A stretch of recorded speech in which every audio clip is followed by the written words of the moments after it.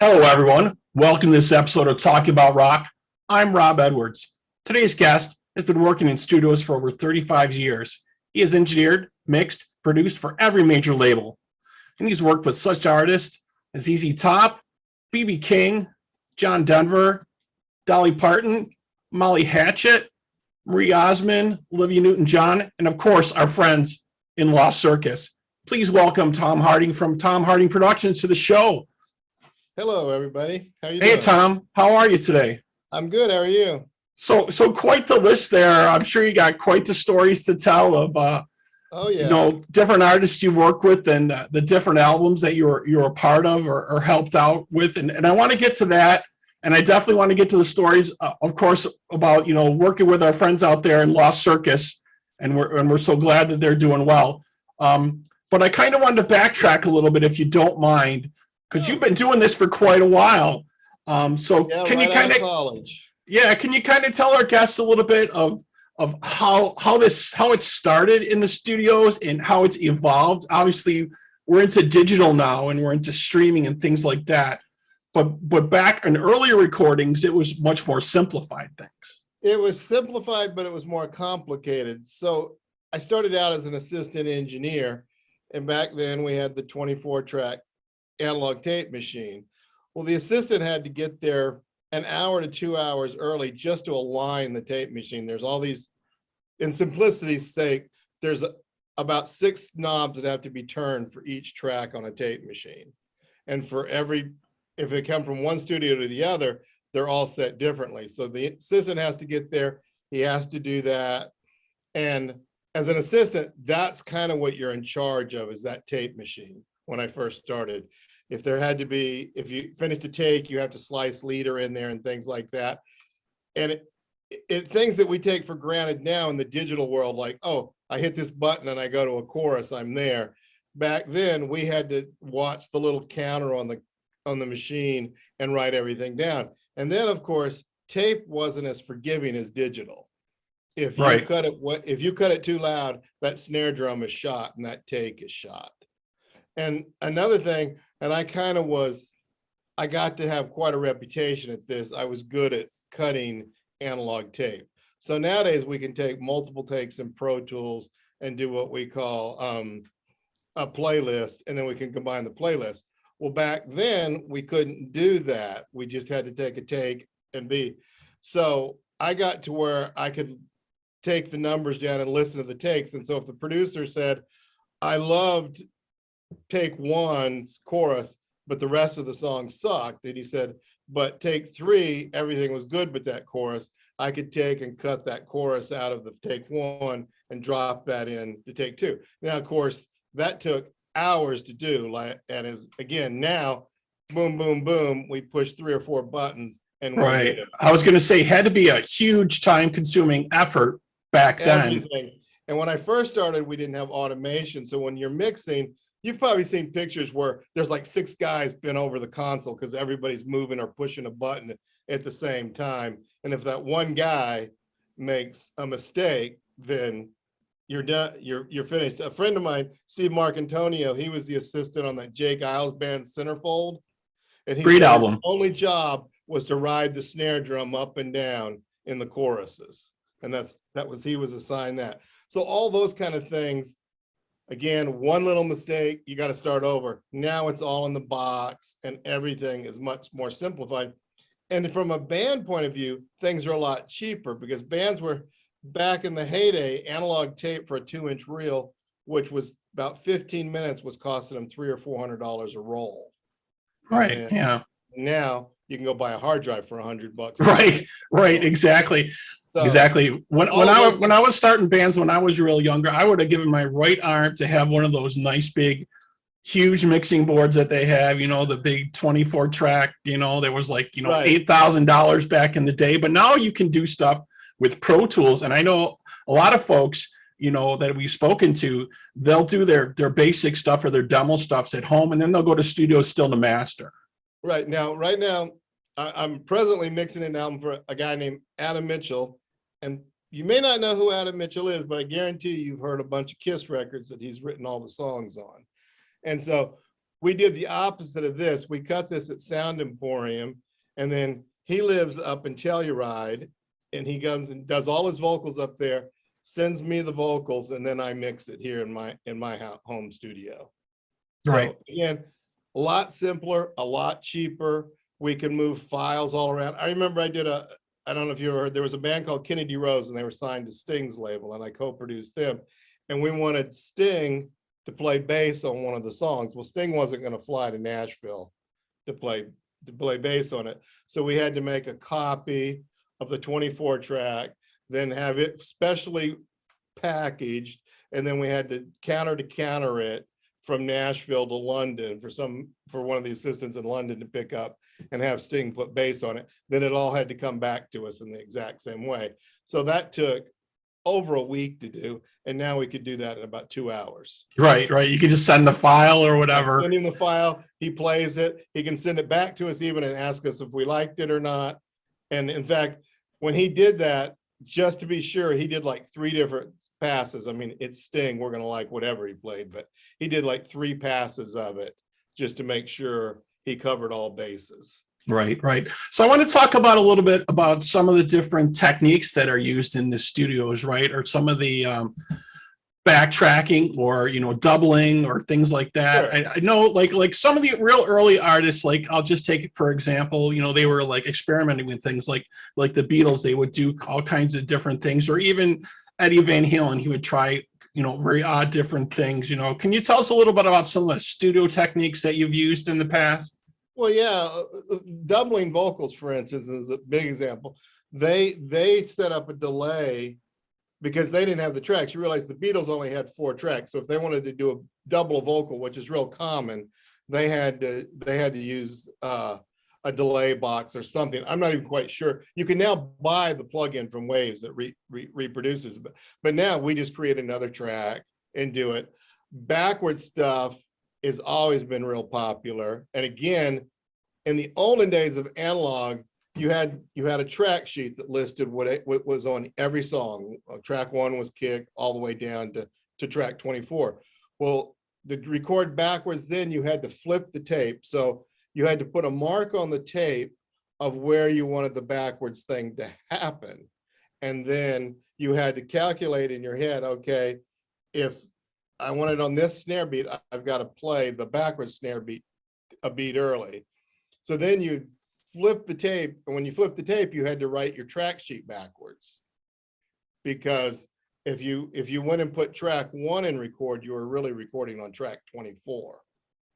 So gotcha. Back in the analog days, we had to, even to record a simple thing backwards, you had to sit there and start calculating things out and do things, and then record it, flip it back, and listen to, oh, it doesn't work. And of course, now again, in Pro Tools, we push a button, say, play backwards. Right.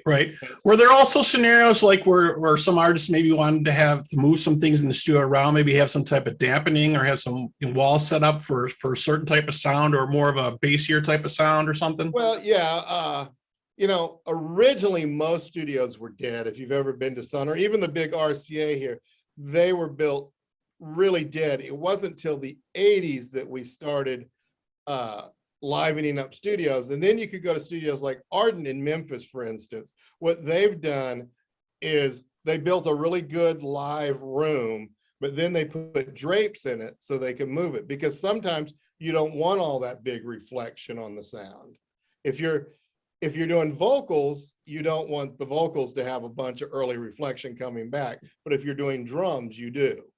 So you move things around, and you can literally take baffles, people call them gobos or baffles, and you create a room within a room to deaden things down for certain things. Again, depends. You don't want everything to have a lot of room sound. Right. You work with so many different artists. Has there been times where some of them have come in and say they really kind of understand the studio and they understand what they want to get out of it? Has there been some of those times where they're real familiar with it? It always seems like it's one or the other. Like right. You work with, a good example is I used to work as an assistant for Ricky Skaggs. Ricky knew anything and everything he wanted. He knew how to get that sound. He knew, he even tours with a big road case full of expensive tube mics and everything. So he knows exactly, like he'll say, I want to get this mandolin and I want that EMT 251 reverb and I want the AKG microphone on it and everything. He knows exactly what he wants and he hears it in his head. Then you work with another producer or another artist and they'll say, well, I don't know what I want, but it sounds kind of like this or it sounds kind of like that. And that's where it gets expensive and long because you start experimenting around looking for things.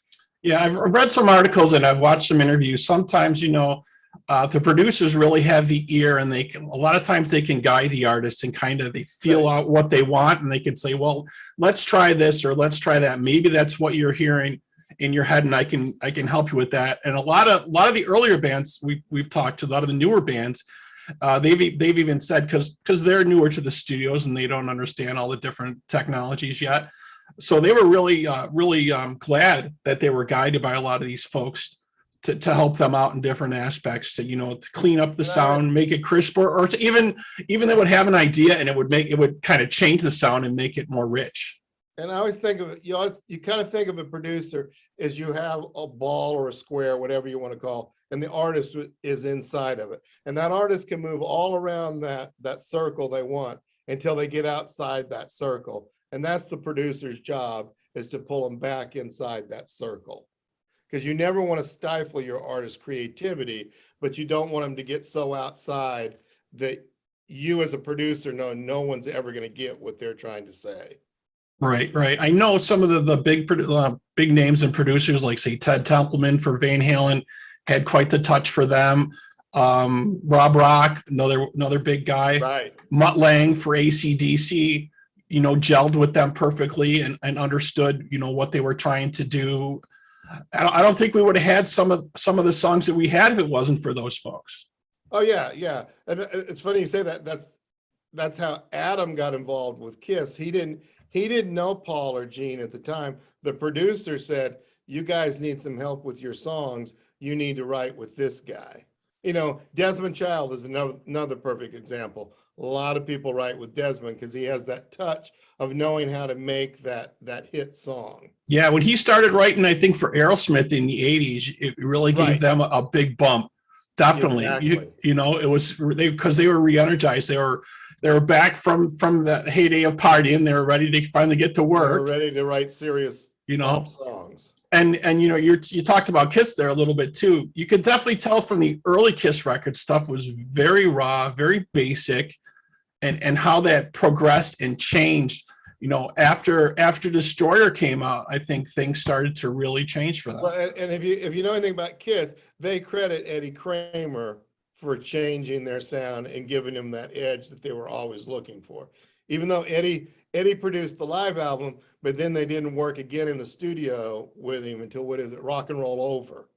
And that's they really credit him for helping them dial in a more heavy sound.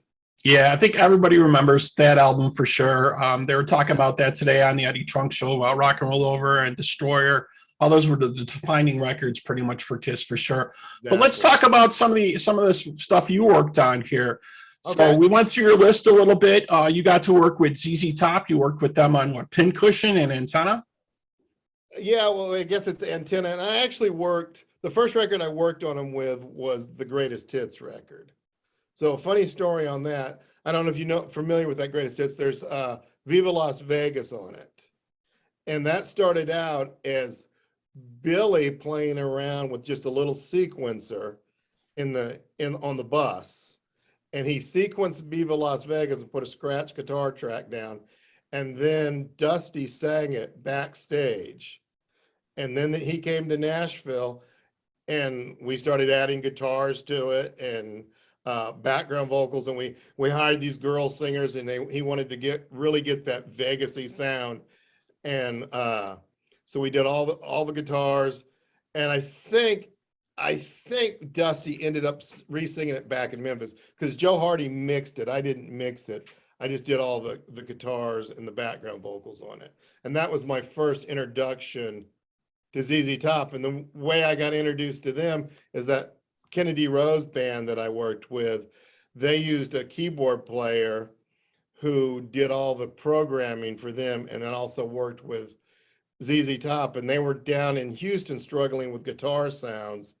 And I was kind of like the guy in Nashville that got the heavy guitar sounds because I'd worked with Intruder and all these bands. So they called me and they came into town and we cut guitars for a day. And then after that, Billy would call me and he'd fly me to Houston and we'd work down in his studio in Houston and do guitars. And he had produced a Rainer somebody for Elvis Costello's label, and I mixed that record down at his studio. And Billy was always just a real fun hang. Yeah, they were, when they first came out, I thought they were such an underrated band, but I thought they got an amazing sound from just the three guys. You know, my favorite Billy Gibbons story is we're struggling to get a guitar sound at his studio, you know, and he's like, I don't like that. I don't like that. And we finally plug this thing in and he plays it and it's just like, bam, that's Billy Gibbons. And he goes, what do you think of that? And I said, Billy, that's incredible. That sounds like Legs. And all of a sudden, Billy Gibbons is in the studio serenading me and playing me Legs and singing it to me on the guitar. And I thought, oh my God, I've died and gone to heaven. This is unreal. Well, it's going to be one of their biggest hits ever, definitely. Yeah. Yeah, that is so cool. Yeah, he's such an underrated guitar player for sure. He really is. Really is. And then, you know, losing Dusty and things changing. And oh yeah, it was. I guess they're carrying on though. I haven't seen them perform yet with the newer guy, but yeah, they'll always carry on. Billy will make sure it always carries on. Billy is actually Houston royalty, so he doesn't want it to stop. That's excellent. Yeah. So you also worked with another legendary person, BB King. You worked with him as Grammy Award for that record. Yeah, for his Blue Summit record. That had to be an amazing experience to be in the same room with BB King. I would just be like in shock. Yeah. And he's the nicest man you will ever meet. And I don't know if you know anything about that record. What that is BB decided to make a record where he did a duet with all the blues artists that he grew up with or that he participated. So all the Chess Records people and the Kent Record people. So he had Etta on there and he had Buddy Guy and Albert Collins and I can't even remember, one of the Waters sisters and one of the Houston sisters. It was just a who's who of the blues world. And when we'd cut that at Arden back in their C room, and it was just every morning a new artist would come in and we'd do one song start to finish. And then BB would go to lunch and take a nap. And then the evening would be the same thing. We'd come back with a different artist and we'd do that. And here, this guy's 70 some years old and we're doing that. We'd finish the second song about 8, 9 o'clock at night. He'd jump in the limo and drive down to Beale Street and then play a full set every night before, we went to bed or anything. That was every night. We did that for 10 days. I mean, he was absolutely amazing. Yeah, it's such an amazing artist, such a loss to the music world without him. Iconic. No one will ever replace him or emulate his style. What he had was totally unique for sure. Yeah. Another artist that you got the chance to work with was also Dolly Parton. I think you worked on the White Limousine album with her as well, right? The White Limousine album. Yeah, I did. How was that working with her? Now she seems like a real down home. Oh, she was so professional and so gifted. Nobody can believe it. A lot of her vocals are her scratch vocals. She's that good. She can walk in one time and sing it, and that's it. It's done. It's perfect. And I don't remember, now I'm embarrassed to say I can't remember the name of the song, but there was a ballad on that record that's nothing but vocal, piano, and strings. And she walked into the studio and she says, I just wrote this song. Can we cut it? And then we're like, yeah, sure. She walked out to the piano, played it one time, they charted it, and she sang it down one time, and we were just like, wow. And it was a number one. I just can't remember the name of the song, but it's on White Limousine, which I think had 4 number ones on it. Yeah, she had, such a string of songs. Everybody remembers her. Oh, yeah. It's kind of odd to us in the rock world, though, that she's currently nominated to be in Rock and Roll Hall of Fame. Yeah. So she's definitely a great artist in her own right. I just think was kind of odd to see that, but we wish her nothing but the best of luck, obviously, of course. You also got a chance to work with Marie Osmond and Olivia Newton-John too. Yeah, no, Marie, funny story on the Marie Osmond thing. So I was the assistant engineer, Paul Worley was a producer. My wife, before she was my wife, was his production assistant. So that's how I met my wife, was through Paul Worley. And Ed C., I was his assistant, and he co-produced with Paul Worley. So one day we're mixing this song at Treasure Isle. That's where I was the assistant at. And we need some splicing tape. They need me to edit something together. And I said, Paul, we're out of tape. And he goes, well, go next door. Brent Mayer's got a studio next door. Can you go over there and ask if you can borrow some? And I go, yeah, sure. So I walk over there and I go in and I open the door to the studio, and Brent Mayer's in there with an artist named Sylvia. I don't know if anybody remembers her. And they're mixing the exact same song that we're mixing. Really? And I opened the door and I heard the song, and I just closed the door and I ran as fast as I could back to the studio. And I said, Paul, they're mixing the same song next door. That proceeded to be one of the biggest blow-ups I've ever heard in a studio before. I mean, the phone lit up everywhere, but turns out it was 2 different writers, and nobody told the other one that the other person had cut it. Oh, wow. Yeah. Crazy. Yeah. But so was that for Marie, or that was Marie was on Capitol, and I think Sylvia was on MCA, and I think both artists ended up scrapping it.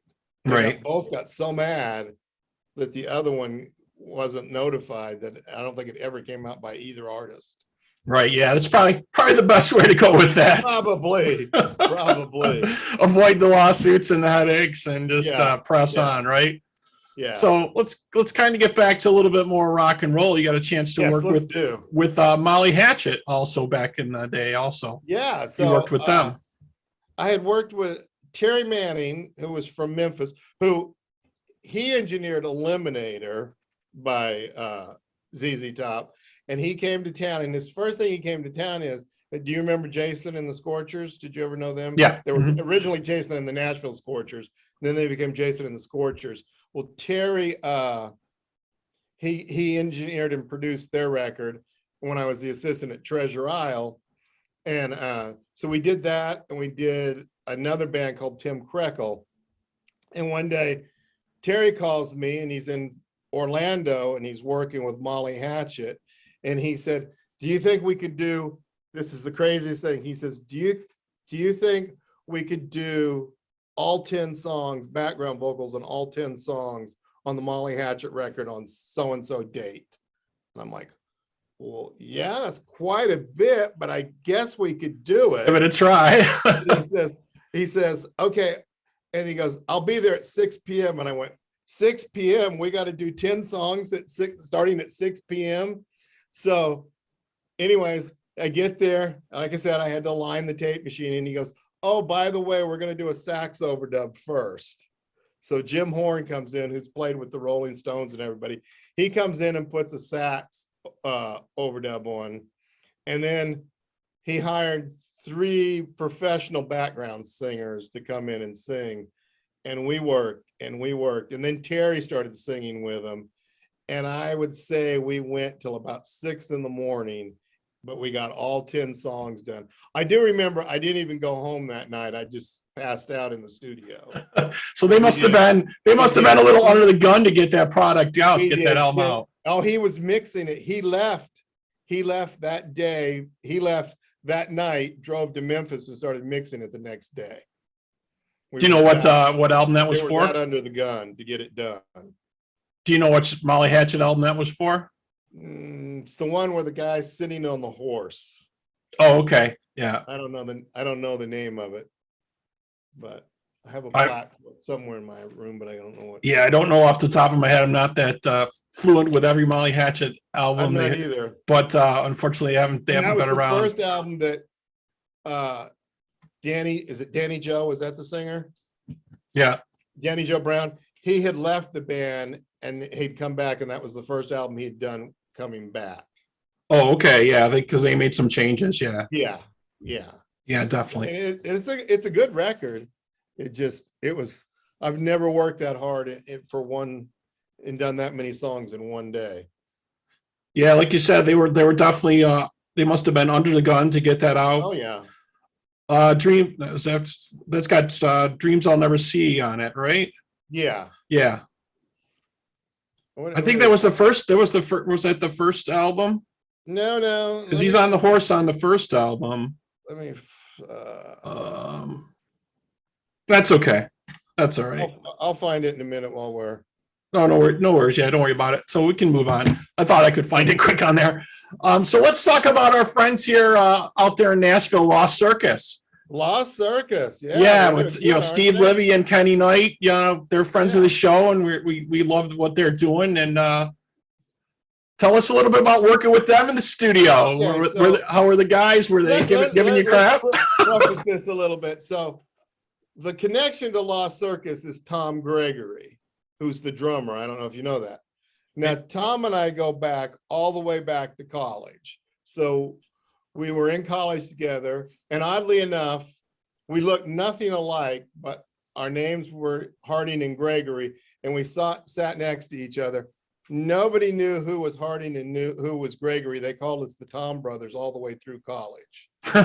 So when we got out, we were producing together, and then Tom had a band called Triple X. And we did some demos with them, and they got close to a deal, and but didn't get one. And then our attorney called us and connected us with a band in Nashville called Intruder, who, if you know anything about Nashville, they're pretty legendary.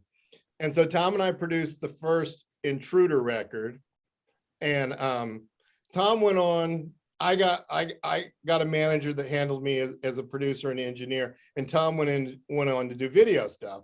And so we still hung out and did anything. When I got married, he was the best man at my wedding. So that's how connected Tom and I are. So out of the blue, about right before the pandemic starts, Tom calls me and he goes, "I'm in a new band and they're great. They are great." And I said, "Okay." He goes, "I want you to produce this." And I went, "Well, let me hear it." And he sent me the stuff, and I was like, wow, this stuff is really cool. So about the time everything started, we couldn't do much. And finally, one of the rehearsal halls opened up, and we went there, and I sat in. And the first rehearsal I went to, they didn't even have a bass player. Steve was playing bass, which he was hating by the moment. And then they started getting me some demos, and we started working some things out. And then of course they got Chad on bass, and I went to the next practice. I went, wow, where did this guy come from? I mean, freaking amazing. And so over the months, I would go to rehearsals. I'd give some suggestions, like, oh, let's try this on this. And always willing to work. Unlike a lot of younger bands, they never question anything. I was like, "Can we try this?" And then I'd go, "Oh, that sucked. Forget I ever said that." And then other times, it would be good. So we rehearsed and they rehearsed. We decided to go in the studio. So we wanted to find a studio where we could just all be relaxed. So we went out to a studio out here in Franklin called Dark Horse, which is just an old log cabin. And we basically over Valentine's weekend, we camped out there. They have a full kitchen. Tom made us all steaks one night and everything. Went in there and just worked, got our songs done.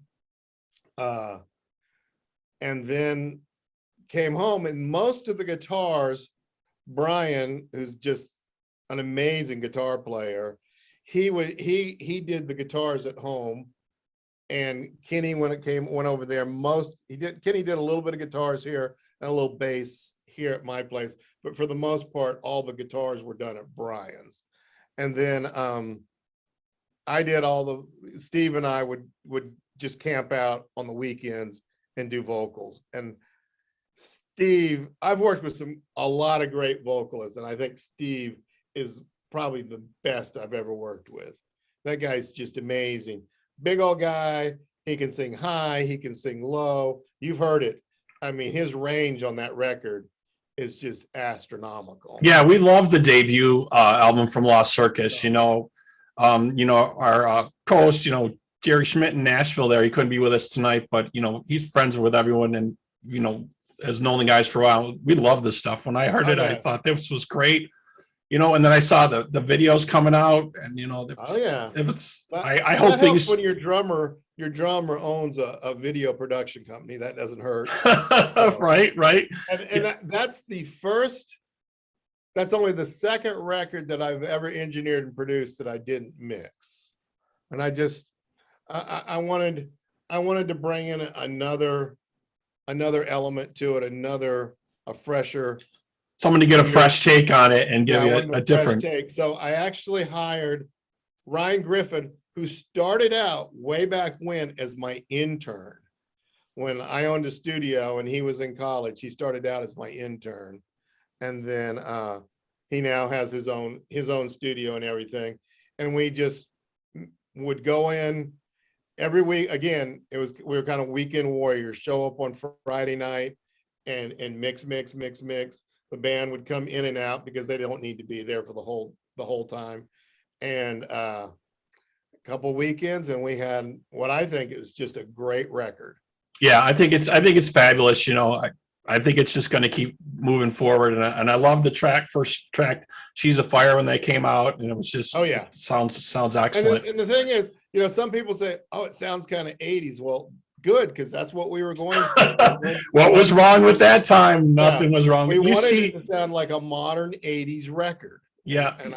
And when people say it sounds 80s, I'm like, good, that's what we want. Yeah, you see so many 80s artists coming back now and touring, especially with the streaming being the product now. You don't really have an album that you're putting out all the time and you're selling it. Touring is the thing. So all these 80s artists are coming back around again. And obviously that's the time frame I grew up in and the music I love. And so when I heard it, I thought it was great. I loved it. Yeah, thanks. Yeah, it was just excellent. It was nice to hear that come back with a fresh new band and a fresh take on that. Yes, definitely very, very cool. I loved it. It's full of energy. It doesn't sound stiff because the guys all played in the studio together. We didn't piecemeal it together. I mean, Tom was out there playing drums. Brian and Kenny were playing guitar. I mean, everybody was going. And we added to it, but we went all down as a band. Steve giving it 100% on every vocal. Excellent. Yeah, I really love it. So let's talk about the Nashville area there a little bit. It's Jerry and I discuss this all the time. It's become the mecca for music. It used to be just like the landmark for country style type music, but now it's grown to be everything. There's so many artists that have moved there. Everybody lives here. So many different things going on. You guys got different shows, different festivals, so many clubs, so many different styles. There's the Rockin' Pod thing that happens there. So much going on. You guys got to be really busy now. Different stuff. And it's funny. A friend of mine asked me if I wanted to go see Alice Cooper with her the other night. And not the other night. It was a couple months ago. But we went to see Alice Cooper. And she goes, "Oh, that's my next door neighbor." And that was the bass player. I mean, everybody lives here. Yeah. We're going to I was going to go catch that show in Nashville a couple of months ago, but I wasn't able to do it. I really wanted to see that tour. Yeah, I love Alice and I love Ace Frehley. I really wanted to see that. All the guys in Ace's band are from here. Right. That's another thing. Yeah. They all live here. Everybody lives here. There's so many people. Yeah. Billy Sheehan from Buffalo, he lives out there now. So does he? I didn't know that. Yeah, he lives out there. There's so many folks have moved out there because there's just so much going on. It's like a hotbed now for different music styles, up and coming bands. I see new acts all the time. The best session musicians in the world live here. For instance, this record I'm working on now of Adams, Mike Brignardello plays bass on it. Well, you don't know the name Mike Brignardello, but I guarantee you know the band Giant. And Mike was the bass player in Giant, along with Dan Huff, who's now one of the hottest producers in Nashville. So yeah, everybody lives here now. Yeah, and the other band that came out of there recently, we talked to a while back, Naked Gypsy Queens. Okay. Came from out there, and there's always new music. We're going to be talking to another band in another month or so, Lydia's Castle, from out there. They're releasing new material. It just keeps coming from out there, which is excellent. Tom Kiefer lives here, of course, the Cinderella guys. That's all you had to tell me. I'll be out there. I love Tom Kiefer stuff. Yeah. So he lives here, and Dave Mustaine. Now, Nashville's a really weird place because, we're right in the middle and it's not very narrow. So at one end of the state is Kiefer in a town called Hendersonville, and the other end is Mustaine in a town called Franklin. And they're only about 50 miles apart, but one's almost in Alabama and one's almost in Kentucky, because we're a very narrow state. Yeah, I'm really looking forward to catch Tom if he puts out something and starts touring again. I really want to catch his solo tour. I loved him back in the day with Cinderella. It was great. Oh yeah, Mark Slaughter, he lives here. Yep. Actually, yes, Slaughter's going to actually be coming to Buffalo. We got a couple of shows coming up in Buffalo. Slaughter's coming to Buffalo. Hair Nation, a local Buffalo band with Jim Crean's going to be opening for them. Stephen Piercy, the voice of Rat's, going to be coming here also, so that'll be cool coming up this summer. What else? A lot of stuff going on. Yeah, Quiet Riot's coming back here. Ruby Sarzo obviously back in the band. So yeah, we're starting to get some shows back here. Different things happening. Actually, I'm going to see. Matter of fact, I'm going to see Jack Russell's Great White Saturday. Oh, you are? Yeah, are going to be here. Yeah, so I've been looking forward to see Great White for a long time. I never got to see him back in the day. So we need to get the Lost Circus boys up there. I know, that's what I told them. I go, when are you guys coming out this way? Yeah, to play some shows. Definitely we got to look around and see, what we can hook them up with, because I'd love to see them come out here. Definitely that would be great for sure. Be perfect. They definitely there's not as many bars and venues out here as you guys got out there. You guys got so much stuff out there going on. You got Bowie's, you got the Basement East. I don't even know if Jerry was on here. He could name them all off the top of his head. And they come and go under a new name, but we got so many places. They got that. What is that place out in Murfreesboro now? They have I can't think of it. Not Springwater. I can't think of it. There's a big outdoor venue, like a 3,000 seat outdoor venue in Murfreesboro now. There's a lot of places. Yeah, there's so many shows going on. It's just crazy. I got to get out there. I'm gonna have to go out there and bug and visit Jerry for a while. We're gonna have to hit up some clubs and check some stuff out. That'll be such a great time. I can't wait to do that. As things open up this summer, because looks like we're trending in the right way. Knock on wood. Let's not jinx it. Summer, I think everything should be back to normal. Yeah. Hopefully. Yeah. So that's definitely the way it's turning. I'm starting to see different shows being booked and different artists come out here. Different tours being announced. I know the Kiss tour is starting back up. Scorpions are going to be going back out on tour. Did I see Queensryche? I think. Oh yeah, Queensryche is coming back, and I think they're playing with Judas Priest. I think, right? Yes, I think they're playing with Priest, who I'm gonna have to say this, who needs to be in Rock and Roll Hall of Fame. If you folks are listening, vote Judas Priest, Rock and Roll Hall of Fame, heavy metal. Let's get it done. So there's my plug for that. There you go. Because I think they need to be in there. We need to make that happen. We finally got Rush in there, so we ought to be able to get Judas Priest in there. I know, right? I just don't understand. I don't understand it. I mean, I know they need to make certain people happy and they need to do certain things, but there's just some things that us as fans we don't understand. Right. like nothing against Eminem, but I don't know why he's on the list. Okay, I don't understand that.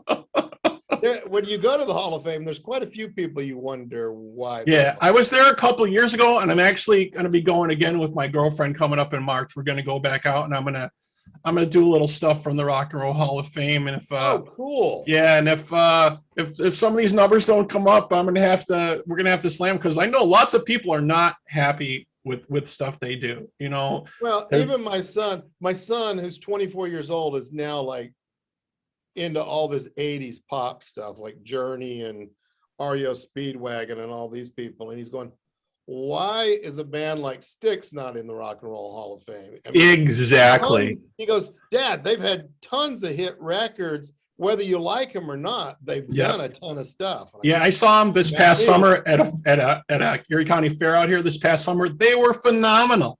Sounded amazing. He wants me to take it. He goes, let's go see him. The show was great. The vocals were great. Tommy Shaw sounded amazing. Oh, definitely go see him. Gowan playing piano for them was totally the right fit. It was such an awesome show. My girlfriend, we took her daughter who's 14, and she saw Styx, and she was like blown away. She was like blown. She's like, what is? I realized that people used to really sing and move around. Yeah, she was like, what is this? And she's like, wanted more and more, and like her eyes were glued to the stage. I'm like, this is how rock and roll is meant to be. These guys are the real deal. That's why Lost Circus is around. Exactly, Lost Circus is definitely the real deal. Also, for sure, I hope they kick on a tour and they start moving around and somebody picks them up. That would be outstanding to see them, come around the circuit. It'll all come together for them. It's there. So let's talk about you and what's going on with you. So you have your own production company. Yeah, I actually have two production companies. I do the rock thing, and then I have a side that does more country kind of stuff, and that's called H2 Productions. I do it with a songwriter friend of mine named T.W. Hale. And so we have this one country guy named Dennis Ledbetter. We just produced his 16th #1 on the independent charts, and he's about as hardcore country Merle Haggard as you can get. But really fun. I'm doing the Adam record, and then I think I introduced you. I think you're going to interview Gene Hadley. Yes, from Knoxville. Yes, we're trying to connect with Gene. Yep. I just finished Gene's record. Gene used to be because Gene had an outing with a hockey puck, and he does right. He told us, unfortunate collision. Gene was in a band that Tom and I produced way back when called Hard Knocks, and we did an album for them, and they eventually actually fired Gene and hired Rick Rule to be their singer, and then Rick went on to be the lead singer in Every Mother's Nightmare. And Gene and I actually used to teach college together too. But anyways, this summer I just finished rebuilding my deck, and I was sitting there admiring it. My phone rang, and Gene says, Tom, can you mix my record? And all these guys during COVID were making records at their house. Right. That's what all the artists were doing, because they couldn't tour. So they were writing. We were talking about passing files around. Yep. You couldn't go see somebody, but you could record and then send the files. I did another record for a guy named Joel Shoemake, who I've known for years, and also happens to be Steve Libby's best friend in Lost Circus. And he had the same thing. He goes, well, man, I got this record. Can you mix it? And so same thing, mixed it, passed files around, and ended up getting that one done. So because of COVID, it's been really busy. I'm producing an artist in Australia. Same thing. He sends me a guitar vocal, and that's it, and a click track. And then I build a track for him and mix it for him and send it back. So staying pretty busy. I tell myself I'm semi-retired, but I'm not sure I'm as retired as I think I am. It sounds like you're a busy guy, and you're doing like what a lot of people were doing. You're doing your house stuff, building a deck. A lot of folks were doing that too. Oh, I know. That was a pandemic thing. Working the house. Right. The lumber prices were going like through the roof. Yeah. Tell me about it. Right. Yeah. Crazy stuff. I know. I know. So you've done everything. You've used all kinds of different varied songs from country to rock to blues. You got all the different things you've had your hands in. That's great. If artists want to reach out to you or get a hold of you, what's the best way for them to do it, to contact you if they want to get? Contact me on Facebook, Tom Harding, or my email is thardingproductions@iCloud. And feel free to contact me, or they can call me. I don't care. It's 615-498-8865. And yeah, always willing to listen to somebody and see what we got going on. And they can pass you files, and you can do it electronically. Files. We can go, if they want to cut a track, we can go to the studio. I know all the studios in town, studios in Canada. I've worked all over the United States. So, you know, whatever an artist is comfortable with. You know, some artists want to stay at home. Some artists want to go out of town. So it just depends. Yeah, there's so many different bands that have formed and upcoming stuff going on. So yeah, I'm sure you're gonna get a lot of business going on over the summer and stuff. But so folks out there, if you have projects and stuff you're working on, you know, get a hold of Tom before his list gets filled up here, and he doesn't have time for you until next year or something like that. So until the next pandemic, which we hope never happens. We hope that. Yeah, we hope we're all done with this. So great. So good to speak with you, Tom. Really appreciate it, folks. So excellent. So if you folks want to hear more from us, or you have comments or questions, please feel free to email us at talkingaboutrock@gmail.com. Please like us and follow us on Facebook, Instagram, and Twitter. And as always, if you want to see this interview and more interviews, please check us out on our YouTube channel. Tom, thank you so much for being with us tonight. We appreciate it, man. I appreciate it. Much success in the future. We hope we'll hear from you again, man. All right. Thanks a lot. All right. Have a good night. You too. Bye.